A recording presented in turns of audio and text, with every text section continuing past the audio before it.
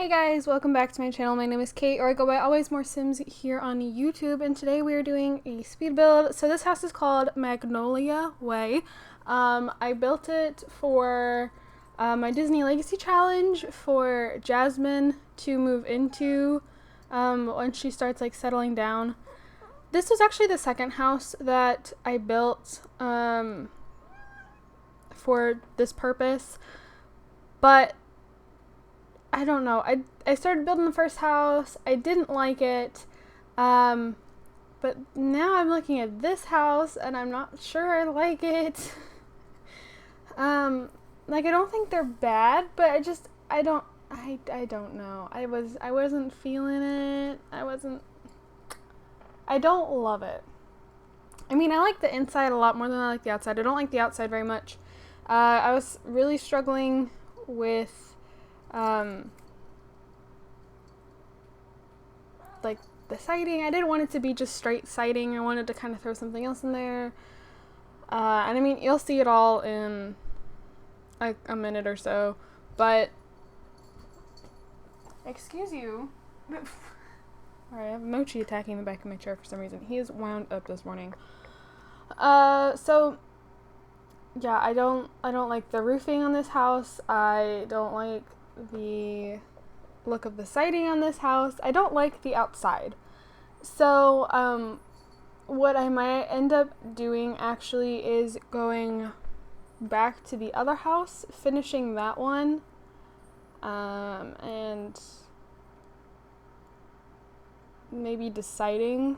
As of right now, this is my Disney Legacy Challenge house, like the next one that we're gonna move into, but that is subject to change. I just kind of have to find the will to open the game back up and furnish. I mean, I don't have any problem furnishing. Once I kind of get into it, I'm fine. It's starting that I'm always kind of like, I don't know what to do. And I always start with the kitchen, but I shouldn't, because I don't really like doing kitchens because all of my kitchens look the same. All of my house's like main areas tend to look the same. I use the same couches. I always use white couches because I think they just look clean and nice. And I mean, I would never have a white couch in person because that would show all of the dog hair and dirt that the dogs would track in, and it just probably impossible to clean. But in The Sims, that's not a thing. So I use white couches, and I use like the same TVs and the same like 2 or 3 different countertops, but they're always colored really similarly. And yeah, so right now we're doing like the siding and the outside, and I don't like it. I wanted that like shingly look to kind of break things up, and I don't think it looks terrible, but I do not love it. And I don't like how the roofs, like they just kind of touch there, like at the bottom. I thought that kind of looked ridiculous, but I didn't really know how to fix it, and I don't like it, as I keep saying. So, yeah, I mean, I've already done this voiceover once. I did not like how it turned out. But I'm done with my pre-recording for school, so I can have the first month of school to focus on school. And I don't know. I kind of want to just be done for now, but then at the same time, I know I can never be done with The Sims. Like, I will end up opening it back up at some point. I know it. Yesterday I was bored out of my mind, and I was opening The Sims 4 because, like, it's just, I didn't know what to do with it, though.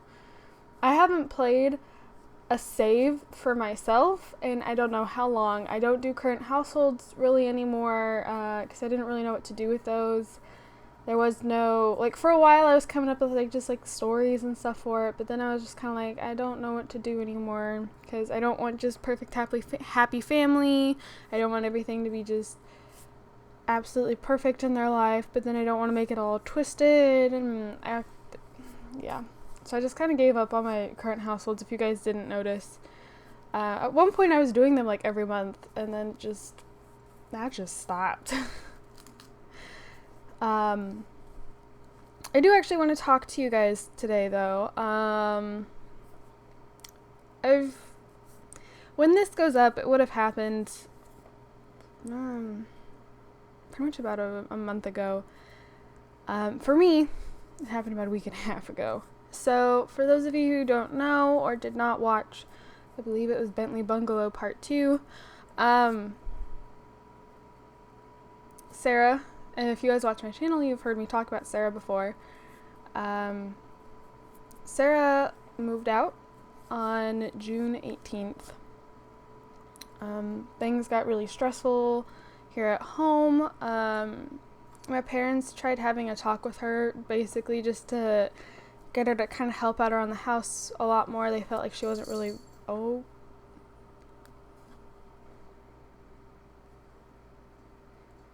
sorry, my mom just texted me. Not that you guys heard it because I have it on silent, but anyways, we just basically felt like she wasn't really pulling her weight around the house anymore. Once the virus kind of quarantined everybody home and we weren't going to class in person anymore, we were around each other a lot, and while we were in school, like, Sarah would text my mom asking, like, what she could do to help out around the house, but as soon as we came home, that stopped. She had access to the outside, to, like, we have there's a certain name for it, but our house is built on a hill, so you can access the backyard from the basement, and so she had access to the backyard because her room was in the basement, and like she'd let the dogs out in pouring rain, and then when she let them back in, she didn't wipe their feet off, and so they would trek mud in everywhere, and she wasn't cleaning that, and my mom felt like she wasn't really keeping her room. My mom is kind of a neat freak, so she doesn't like how my room looks, and I don't think my room is horrible. I know I have spots in my room that could use attention, like my art table could totally use some attention, or like the end of my bed, I have bags, like I had a different bag for each kid that I babysat, or like each family I babysat for, that I would just grab and go instead of like having to worry about taking in stuff and putting stuff in the same bag. And like I still have yet to take care of those, and my like my school books and like all my school supplies are kind of just piled up in bags at the end of my bed because I don't want to deal with them yet. But like it was just piles in everywhere in her room, and like there was no like clean surfaces, and so they were getting really tense. We had this conversation, hi Mochi, to basically just relay that we would like it if she kind of helped out a little more. She took everything super she took it personally, got really defensive, got super upset. She said that she was going to start looking for somewhere else to live with her cousin and her cousin's boyfriend. Then I come home from work today to find her downstairs packing up all of her stuff and leaving. It was a whole mess. Well, I went on a horseback riding trip with a friend of mine about a week and a half ago, and well, actually it's been closer to 2 weeks now, which is crazy. But I went on this horseback riding trip. I was having a lot of fun, and Saturday of that trip, I get this text from her in like the middle of the afternoon, basically asking if we're still friends or not, because I had been ignoring her text messages. I wouldn't call it ignoring, just not in any hurry to answer, because I was riding a horse most of the day, so I wasn't looking at my phone, which I had stored in the saddlebag. 2, I had really spotty connection as it was, so when I got her text, it was like from 4 or 5 hours before. And 3, like, they were of no, like, significance. It was her texting me a picture of a dog, or texting me about something out at the shelter, or, like, it was nothing that I was in, like, any rush to respond to. And she texts me, she's like, so I guess we're just not friends anymore or something. And I come back, I'm like, I've kind of been busy, and I don't know, it wasn't, like, the first thing I planned on doing, I guess. Like, yeah, so she got all defensive with me, and I said, see, and now I feel like I'm in trouble, which happens almost every time we're texting anymore. I always feel like I'm in trouble with you, and Sarah's known for, again, taking things personally, getting super defensive, getting super upset. Sarah can get very verbally abusive if things don't go her way, or if like she doesn't agree with you. She has shown me texts from like friends before where like they got upset with her and she just ripped them a new one. It's never really her fault. She has a bunch of crutches that she uses. By crutches I mean like she's constantly like, oh, I have depression, so I can't help that I cursed because I have depression. And we're like, no, that's not how that works, because she's not the only one in the house that had depression. Like pretty much everyone but my brother has depression. So like for her to be, because my mom, that was one of the things my mom also asked her to work on, was cussing. Because we're like, dude, you cuss too much, and we're not comfortable with that. And she's like, well, I can't really help it. So I mean, just, it is what it is. And my mom's like, no, you can help it. Like, just, you can try not to cuss. It's not something that you are forced to do. And she didn't like that. She's like, well, that's just how I am. That's just who I am. And she never wanted to commit to actually trying. She was just like, I guess, I mean, I can try to do it, but I don't think it'll work. And yeah, she wasn't willing to guarantee that she would try. It was just kind of like, I guess, I mean, whatever. So, we just kept texting, and I was super nervous that afternoon because we were going canoeing. I've never been canoeing before, and my friend kept telling me how her family was intending to get wasted. My family doesn't drink. I am not around people who get drunk, who like alcohol. Like, that's just, my dad hates the taste of beer. My mom would rather have a Diet Pepsi than a glass of wine or like a margarita or something. My parents just don't drink.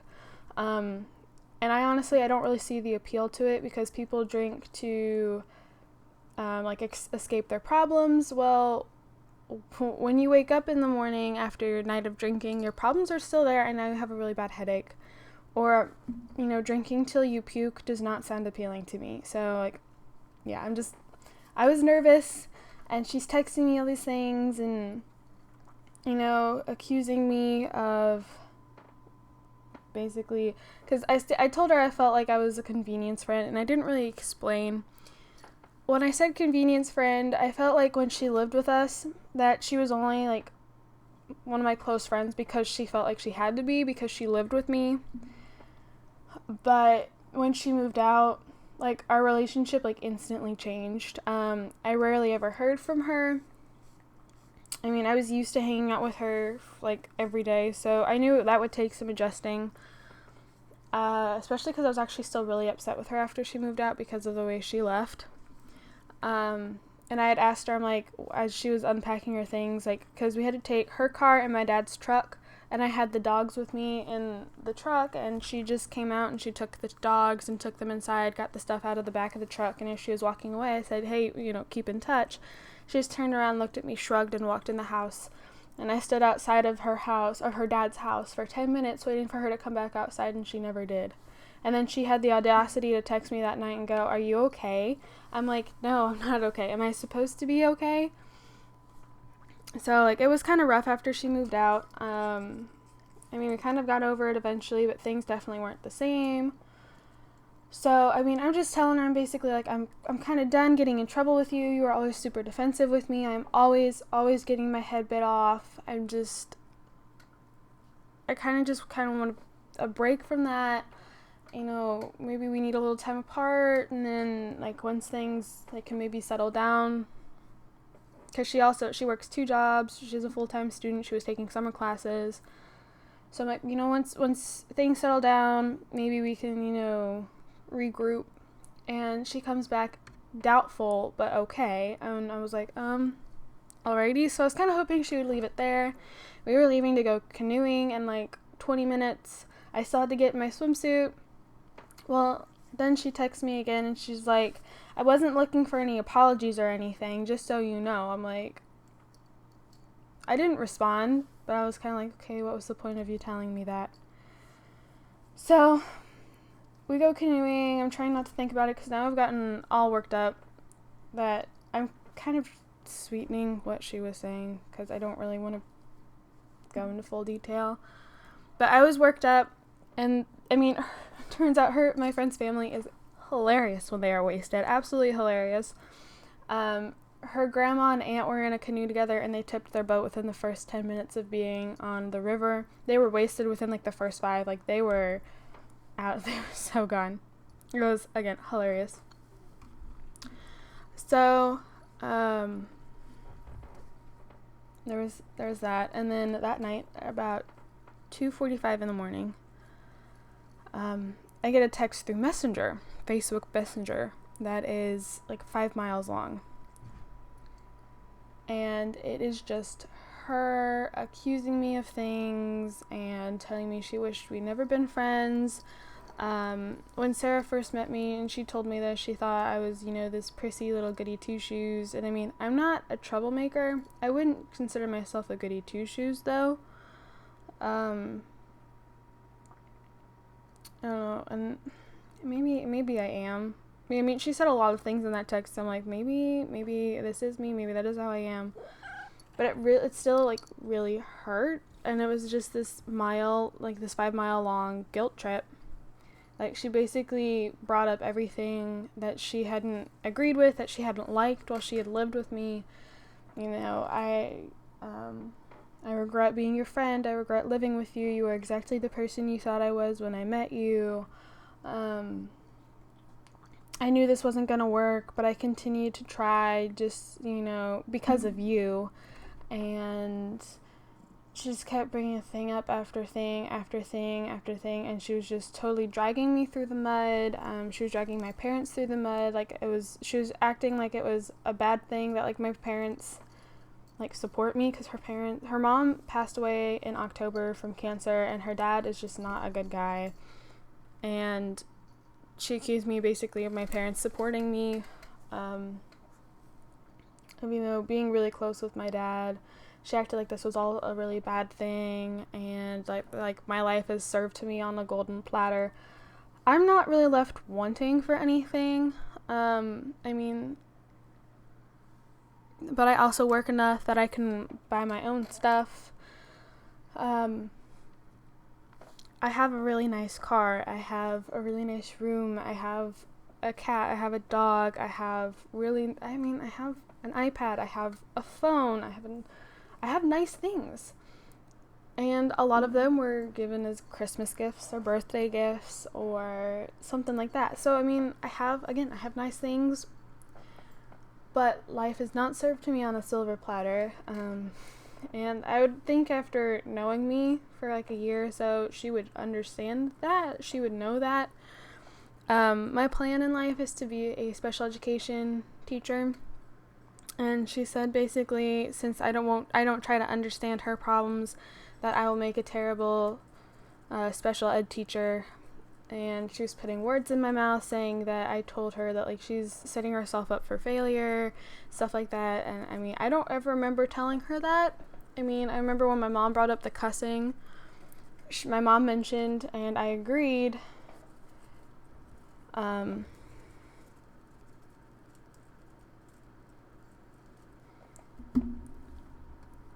remember, sorry, I totally just lost my train of thought. My mom brought up that, like, because Sarah wants to be a vet. My mom's like, if you want to be a vet, then you can't be cussing around your clients. They're not going to find that professional. So that's like, she used that as a,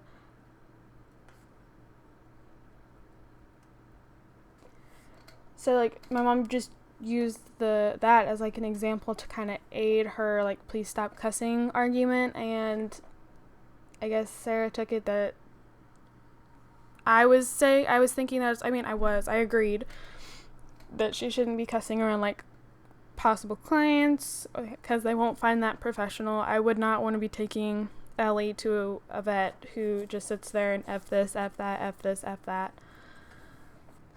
Well, Sarah took it that I thought that way, and that I was somehow saying that I was going to set her up for failure, and she was putting a bunch of words in my mouth, things that I never said.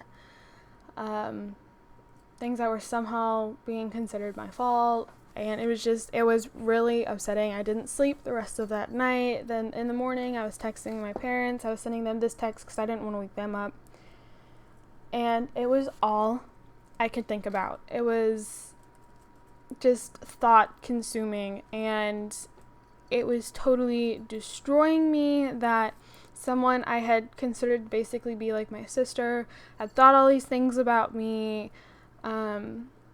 had basically faked a bunch of the friendship, and that she had been my friend because she was living with me and she felt more like she had to.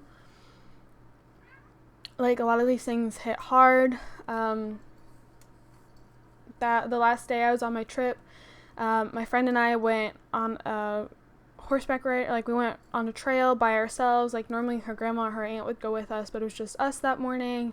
We got lost. She wanted to keep going. I was on edge. Like, I was totally confusing the heck out of my horse because I was just so stressed out and, again, on edge, and I hadn't slept well, and so I was so totally sending him mixed signals, but I was getting upset that he wasn't, like, reading my mind and knowing what I wanted. So I was fighting him the whole time, again, because he was trying to listen to what my hands and my legs were telling him to do, but, like, I was meaning to tell him to do something else. Like, totally confusing poor Cookie. I felt awful. And finally, I just snapped at my friend. She's like, I think we should keep going. I'm like, Maddie, I want to turn around. I felt terrible for snapping at her, and I mean, I apologized, but she's like, I totally get it. Like, I know you're upset, because I'd showed her the text and she only read like half of it. She's like, I can't read anymore, or I'm going to, like, message this girl and ring her a new one myself. So, like, on the car ride home, because we were like 5 hours away, like, the whole car ride home, I was trying to read my book. I had music in my ears. I was trying to focus on the book, but I kept getting distracted. Every time I got distracted, my thoughts immediately went to her message. I didn't respond, but because it was sent through Messenger, she could tell I had read it. It was all I could focus on, all I could think about, and there are still, like, nights where, like, I remember something out of the message. I've only read the whole thing through twice because of how upset it gets me. The last time I recorded this voiceover, I was crying, and it was a mess. I mean, now that it's been about 2 weeks, I'm a little more level-headed. When I think back on it, I still question things like she accused me of that she said about me. I'm like, well, was I like that? Is that how it was? Like, if it was, that wasn't, like, intentional. And she guilt-tripped me, and it totally worked. I totally fell for it. But excuse you, Mochi. She even brought up Mochi because if I hadn't gone with her to her grandfather's garden that night, I wouldn't have found him. She basically threw back in my face, and take care of that cat was her last comment at the end of the message. I'm like, thanks for reminding me I wouldn't have him if it weren't for you. So it was really stressful. And then, like, I keep getting these, like, I got this random text the other night. She dyed her hair red, and I got this message that made, like, absolutely no sense, but telling me that she dyed her hair red and, like, she'd rinsed it out and it looked like bloody water when she was rinsing it. And then she was messaging me about some lady that was looking for a foster parent last night. Like, it's almost like she's not messaging me as much as she used to, but she's also almost acting like nothing's wrong. Like, she didn't say some of the most hurtful things that, like, she picked out almost every weak point for me. So, like, if she had picked on, like, some other, like, there are a few insecurities that she didn't pick on, but she hit almost all of them. Like, it was a mess. So I wanted to explain all this because I know that when I got back from the trip and I was recording, I seemed down, and I mean, I've been keeping you guys kind of up to date on what's going on there, and I mean, it was a pretty pretty important moment of my life, and I didn't feel right, like, being in a mood but not sharing. And I haven't told you guys everything. There's a lot more, but I'm not going to share all of it because as, like, we were texting, she was talking to her friends, and her friends were going, oh, well, she would say, like, oh, well, my friends think this, this, and this, and this. I'm like, well, good for your friends. Thanks to know that, you don't respect the privacy of our arguments. So that's why I hadn't felt bad showing Maddie. I was going to show my parents no matter what, but, like, that's why I didn't feel bad showing Maddie, because I'm like, well, great, she's basically sharing this across Snapchat, so, yeah. It was a mess. It was a mess, and I'm still kind of a mess from it, and I had a bunch of stuff go down 2 days ago, but I mean, to cut that short, I had somebody break into my car, steal my wallet, which means they took my debit card, my license, a medical card I have to help pay for, like, contacts and stuff like that, because I wear contacts, dentist appointments, yeah, that was stolen. They broke into my car. So, that happened. I am completely, like, kicking myself, because I feel awful, because yeah, anyways, I'm going to end the part here. Thank you guys so much for watching, and I will see you guys all in my next video. Bye, guys.